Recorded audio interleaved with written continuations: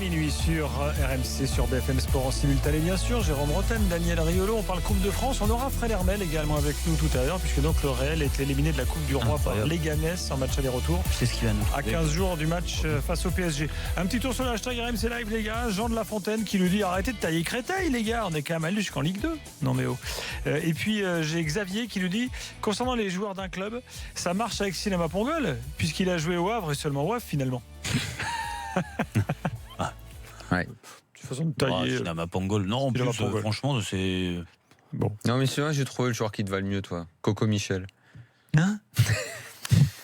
Ah, c'est vrai que. Coco Michel. Pourquoi tu rigoles, toi, Coco Michel? Attends, c'est le nom qui est drôle. C'est le nom qui est drôle. Et lui, il a joué qu'à Guingamp. Mais c'est pour ça. Et puis Jimmy qui lui dit mais c'est qui ce gars qui refuserait Ben Yedder? Moi je le veux à la place de Cario tous les jours. Ben Yedder. Bah oui, je suis d'accord. À suivre pour l'instant il n'y a pas d'infos concrètes. Bon, on a fini sur le match parce que non quand même pas. Tu veux rajouter un truc? Non, j'allais parler d'autre chose moi. Non, juste rapidement parce que l'auditeur disait bon il était un peu sévère avec Monaco.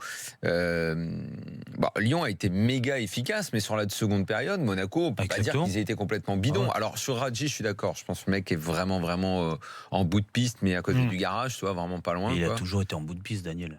C'est accroché aux autres. Et les autres l'ont rendu beau. Non, mais moins. Au bout d'un moment, moins quand même. C'est toujours. Tu t'approches du garage. La porte du garage, elle s'ouvre. Tu franches tranquillement. Là, il l'a passé, la porte du garage, je peux te dire. Ok, si tu veux. L'année dernière, il avait rendu quelques services. Tu vois, parfois, ça allait. Là, effectivement, bon. Après, quand ils ont fait les changements en seconde période, Monaco a été mieux quand même. Ouais. Et il y a un gars dont on a finalement peu parlé cette saison, qui est venu, on attendait beaucoup de choses de lui, et pour l'instant on n'a pas encore vu grand chose, c'est le petit Belge, Tielemans. Qui a une blessure aussi. Ouais. Mais quand je le vois là, quand il rentre, il a quand même une façon sur 2-3 décalages de donner le ballon. Je peux pas croire que ce mec-là soit pas un bon joueur. Ah mais non, c'est moi. Je lui vois des choses. Tu vois, à la limite, beaucoup plus qu'un Jovetic. Oui, qui est un joueur qui est dans la catégorie beau joueur qu'on aime tous voir parce que technique élégant classe, mais qui au final va toujours te décevoir parce que pour l'instant ça ressemble plus à c'est ce qui lui manque à Jovetic. Non mais tu sais ce qui manque à Jovetic dans le contexte monégasque, hein, c'est toujours particulier, c'est cette grinta, cette envie de se faire mal. Ça on l'a vu partout, il est passé avant Jovetic. Non mais c'est ça exactement. Il est arrivé, il était moi au début sur FUT, je l'ai pris, hein, il était à 81, j'en ai mis des buts avec lui. Hein. Mais après. Il s'est blessé non? Sur FUT. T'aurais dû le prendre à mon petit gazon, t'aurais été moins nul. Mais dans la vraie vie, tu vois, dans la vraie vie, de temps en temps, il te met un beau but, t'es content. Mais en revanche, Tielemans, rien à voir. Je crois vraiment que ce mec-là, c'est un bon. Quoi. Mais là, quand il prend la balle, le mouvement, le corps, les passes, c'est là que ça. Tielemans, Baldé, c'est des joueurs qui peuvent continuer leur progression. Et Tielemans, moi j'étais surpris qu'il y ait des buts de poche. Je le disais à Yann Pécheral qui commentait le match avec nous tout à l'heure. Beaucoup, Jardim. Non, mais là il revient de blessure. Mais bon, il est rentré contre Metz. Non, mais surtout que Moutinho jouait pas là. Alors là, il y a le petit Endoram qui est pas un milieu de terrain à la base, qui est plus un défenseur central. Oui, lui, il aura jamais la classe de Jaffet. C'est déjà compliqué d'être le fils d'eux, donc ça va être encore plus compliqué pour lui. Mais c'est pas un mauvais joueur lui, hein, Endoram. Mais pareil, je pense que Tielemans dans le milieu de terrain, joueur de classe. Dans le milieu de terrain, Tielemans. Moi, je suis persuadé que Fabinho et Tielemans, si Fabinho redevient le Fabinho de truc avec Tielemans, les deux, ça peut très bien fonctionner. On verra finalement pas beaucoup parce que Fabinho va s'en aller. Peut-être sur les 4 derniers mois. On passe au PSG qui bat Guingamp 4-2. Alors tout le monde attendait une nouvelle fois le record de Cavani. Le record, et puis je sais pas, il a l'air un peu kéblo.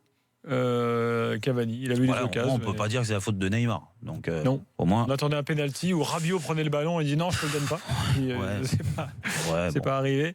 Qu'est-ce que vous voulez retenir de ce match? Bon, le Guingamp est quand même revenu à 3-2. On s'est dit tiens, il peut peut-être se passer un truc, puis en fait non.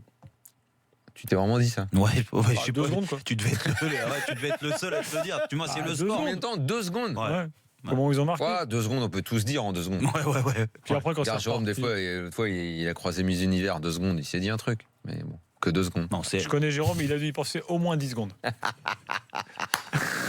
Et de source sûre, elle y a pensé toute la nuit. Non mais je vous le dis. Voilà, et bon, j'ai maman qui écoute, donc je peux pas trop dire de conneries, mais bon, on disait quoi? Non, on n'y avait pas pensé. On disait que Miss Univers. Le PSG a joué, putain. C'était quand même un petit peu ces matchs comme ça, quoi. Hein, bon, celui-là, il était offert. Oh, ben, il faut que je vous dise là. Le match du PSG. Bon, c'est dur à suivre, on est d'accord. Il y avait 6 matchs en même temps. Ouais. Non, mais c'est dur à suivre d'un point de vue matériel, quoi. C'était sur Eurosport Player, machin. On m'en parle pas de ces trucs-là. Tu sais comment je l'ai vu? Non. Avec le commentaire en breton. Ah. C'est une expérience. Mais sur quoi? Mais sur Eurosport Player, il y a des commentaires en breton. Pour les Guingampais. En langue bretonne. Parce que en français, j'ai pas trouvé. Dans les différentes fenêtres, il y avait des commentaires en breton. C'est comment on dit but en breton? Je sais pas s'il a dit but, le mec, en fait. C'est pas ce qu'il dit, hein, c'est super dur à comprendre. Hein. J'ai juste un zéroum, c'est zéro. Zéroum. Zéroum, j'ai retenu ça comme. C'est fou quand même. T'as pas entendu? Le commentaire en breton, en langue bretonne. Je savais même pas, moi j'ai regardé le multiplex. Donc vous voulez pas parler de Kimpembe, de Rabiot, de Cavani si, je vais te parler de Cavani, il est au fond du seau, là. Heureusement que j'ai lancé le débat là-dessus. Je sais pas ce qu'il a. Je sais pas ce qu'il a. Je sais pas si c'est son retour de vacances, retard et tout, mais il est au fond. Non, mais il doit y avoir un complète. blocage record. Non, mais c'est vrai qu'aujourd'hui, là, on a revu le Cavani d'il y a quelques mois. Vous savez qu'il là, il est arrivé la même chose une bonne passe, une mauvaise passe, il fait la mauvaise. Tous les choix à l'envers. Je sais pas ce qu'il a. Il a le blocage record. Tu sais qu'Hamzik a eu le blocage record aussi. Mais arrête avec son blocage record. Non, mais la thèse peut être retenue. Pourquoi tu bâches Gilbert là-dessus? La thèse peut être retenue. Non, mais je te dis pas que j'adhère à la thèse. Je dis pourquoi pas. En tout cas, il est complètement à côté de la plaque. Il rate des trucs. Non, c'est pas ce qu'il a. C'est dément. Qui rate des trucs. C'est plus son état de forme qui est inquiétante entre guillemets, parce que. Ah non, mais je parle même pas d'inquiétude. Je constate qu'il est complètement à la rue. Complètement. Donc s'il est à la rue comme ça, donc son état de forme état fait physique. Voilà. Donc est-ce qu'il a eu un problème quand il est rentré, qu'il est revenu? Je sais pas. C'est toujours pareil. Non, mais je pense que c'est un ensemble, et c'est un ensemble de choses qui vont plus loin que l'affaire du penalty. Neymar, il laisse pas à Cavani. Je pense qu'il y a un ensemble de choses avec tout ce qui peut se dire sur tout ce qui se passe au Paris Saint-Germain, comme on a l'habitude de faire des tonnes sur ce club, hein, et c'est pas que de cette année. Il y a au bout d'un moment pas un blocage sur le record, mais voilà, tu sens que. Moi, j'attends vraiment de voir ce match du Real Madrid, mine de rien, parce que ce match du Real Madrid, ça va quand même montrer pas mal de choses. Je garde ça en moi parce qu'ils peuvent me faire taire sur ce match du Real. Mais je trouve qu'il y a un problème avec ce match-là, c'est que tout le monde en parle beaucoup trop. Et je suis sûr qu'au final, regarde le Real. D'abord, le Real, ils ont l'habitude de tout ça, de cet environnement. En ce moment, ça va pas bien du tout pour le Real. Ils sont en vrai état de crise. Clairement. Le titre, c'est mort. La Coupe du Roi, c'est mort. Tu perds pas en aller-retour contre un petit club comme ça. Il y a un état de crise. Mais eux, tu peux te dire que maintenant de toute façon ils joueront tout là-dessus sur la Ligue des Champions. Eux, ils ont l'habitude. Ce match n'est pas une fin en soi. Tu vois, le PSG. Depuis le tirage au sort, tu as l'impression qu'ils vont vers une finale, alors que ça n'est qu'un 8e de finale. Faut pas se tromper. T'as l'impression que si jamais ils devaient vraiment réussir à sortir le Real, mais derrière, t'aurais une enflammade énormissime. Ils vont gagner la Ligue des Champions et ils vont se. Mais même dans la tête des joueurs. Je sais pas si dans la tête des joueurs, parce que ça c'est un vrai problème dans la gestion, dans la façon d'appréhender les compétitions dans ce club. Là, ce soir, ils font un petit match, et même en faisant un tout petit match, ils écartent Guingamp sans problème. Oui, mais très bien. Ça revient à ils ont trop ça dans la tête, ça bloque. Mais moi, Neymar, il pense, l'entourage de Neymar, les 220 millions, c'est pour ça. Et Cavani est à la cave. C'est trop une fin en soi. Je pense que ils sont pas des contrats. Je pense que là-dessus, on se trompe. Le match, ils sont en train de le jouer avant. Ça fait 2 mois qu'ils le jouent, le match. Je pense que les joueurs du PSG, avec les échéances qu'il y a entre la Coupe de la Ligue, la Coupe de France, le championnat, ils y pensent pas plus que ça du match de Real. Le problème, c'est qu'à force que tout le monde en parle de ce match du Real, et que personne ça revient hier à ce que tu disais sur la com, et où j'étais entièrement d'accord avec toi. Et ça fait partie de ça. Mais bien sûr. Si des gens n'évacue, personne ne parle dans ce club. Il y a que des muets. Il est là le problème. Enrique, c'est Bernardo. Nasser, je sais pas où il est. Je sais pas où il a disparu. Thiago Silva a bien daigné parler, mais sur Radio Globo. Est-ce que t'as un mec du PSG? Alors les mecs, et c'est marrant parce qu'ils en veulent à tous les médias français. Ouais, vous nous déglinguez, ouais, machin et tout. Mais On sait tous qu'il y a des choses pas bien dites ou pas. Ok, chacun fait son taf du mieux possible, comme il a envie de le faire. Voilà. Ne faisons de procès à personne. Mais est-ce que eux, à un moment, ils viennent parler? Non, mais est-ce que tu lis une interview d'un capitaine qui va dire on est là, c'est pour même pas un problème de joueur, pour se rendre sympathique, pour un peu dégonfler la pression, pour dire ça va et tout. Cavani, c'est tout le monde l'adore au parc et tout, parle jamais, rien. De toute façon là, Thiago Silva, il arrive en retard. Que dalle. Bon, Di Maria, il n'existe pas. Il joue au PSG, il fait ses matchs. Je suis pas en train de parler du footeux. Je parle de la personne. En matière de personne, les mecs du PSG n'existent pas. Exact. Les mecs n'existent pas. Ils ont aucune personnalité à laquelle tu peux t'attacher. Malgré et tout, même il y a les une supporters du PSG que je voulais vous donner. ne s'accrochent pas aux personnalités. C'est pour ça que quand Sarko a parlé l'autre soir, ils étaient comme des dingues. On a l'impression que c'était le chef des supporters. Ouais, il nous défend, machin. Putain, mais les gars, au club, la com, je sais pas qui s'occupe de la com dans ce club, mais il est complètement bidon zéro. Voilà. Je crois que la personne qui s'occupe de la com dans ce club, qui est un ex-confrère à nous, Daniel, ne fait pas forcément non plus ce qu'il a envie de faire en termes de stratégie. Jérôme, il fait rien. Il s'occupe de rien. Franchement, je l'accuse même pas lui. Je l'accuse même pas lui. C'est pas à lui de parler de toute façon. Et puis, là, on parlait de la COP, c'est pas à Jérôme de parler, à Jérôme Touboul de parler. C'est pas Jérôme Touboul de venir te dire comment va le PSG. C'est pas à lui que j'attaque. Mais lui, tout le global du club. Il pourrait essayer d'avoir une stratégie et de convaincre les gens de le faire. Il sait ce que c'est la com. C'est un professionnel dans le domaine. Dans tous les cas, Cavani n'a pas battu le record et peut-être qu'il attend peut-être ce match du Real Madrid pour le 38e victoire consécutive du PSG dans les coupes nationales. Ils sont quand même quadruple tenant du titre de la Coupe de la Ligue, triple tenant du titre de la Coupe de France. C'est quand même une série incroyable. Après, là, comme ils ont toujours la chance au tirage, ils vont tomber sur les herbiers au prochain match. C'est quand le tirage? Ça fait longtemps que la chance au tirage est un peu finie. Excuse-moi, mais la chance au tirage de la Coupe, c'est une légende. Il y a pas mal de temps. C'est une provocation. Parce que là, je vais te dire, avec les tirages de Ligue des Champions. Non, mais pas la Ligue des Champions, ça compte pas. Mais on sait que ces tirages de Coupe de France ou Coupe de la Ligue, on les a annoncés la dernière fois avant. Ils sont donc là, je peux t'annoncer que Coupe de France, vu que Monaco est sorti. T'as eu un appel pour la Coupe de France? On va pas encore appeler. Si, là, c'est. J'ai pas eu encore. Ils font en sorte que la finale soit un PSG Lyon. Les gars, Thomas est avec nous. Il regarde l'after sur BFM Sport ce soir. Salut Thomas. Ouais, salut, super. Ça va? Comme je disais, à la télé, je vous regarde, vous êtes clinquants, les gars. Franchement. On pète et tout, là. Ça envoie. Bon. Même Gilbert fait ce qu'on peut. Vestimentairement parlant, ça envoie tout le monde, là.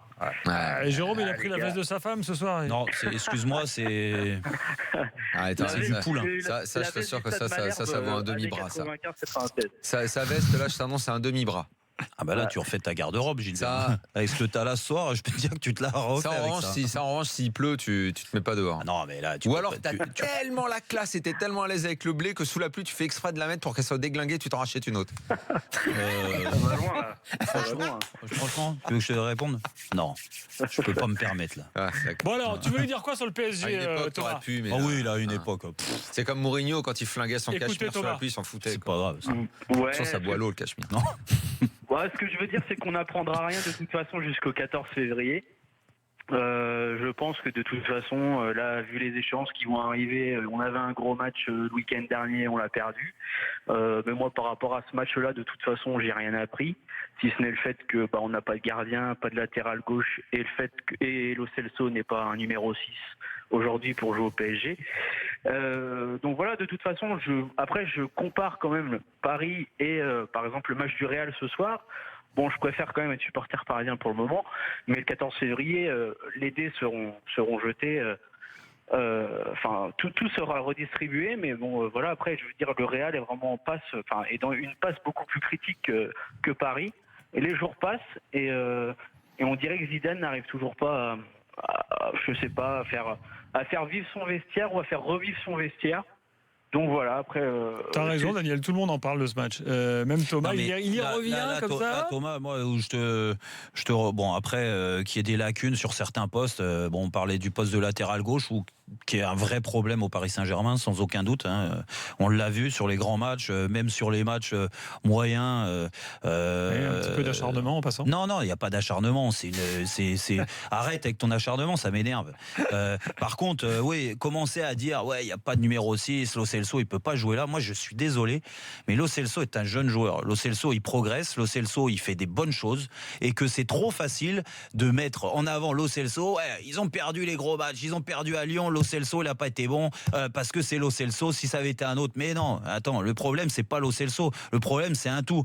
Et le problème du Paris Saint-Germain, quand Mbappé et Neymar ne sont pas là, c'est sûr qu'ils rendent le milieu de terrain souffre plus. Quand tu donnes le ballon à Neymar, à Mbappé, c'est sûr que c'est plus simple. On l'a vu tout au long de la période de Ligue des Champions, mis à part le match retour contre le Bayern Munich. Sur les gros matchs, ils ont répondu présent. Alors après, on va me dire les adversaires, c'était pas exceptionnel et tout ça.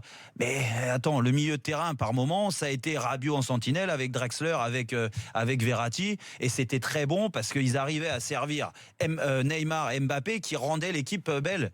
Je souhaite que le Paris Saint-Germain continue à faire ça. Et avec Lo Celso, c'est possible. Il faut arrêter de dire que Lo Celso, il peut pas jouer numéro 6. C'est un bon joueur. Thomas, merci beaucoup.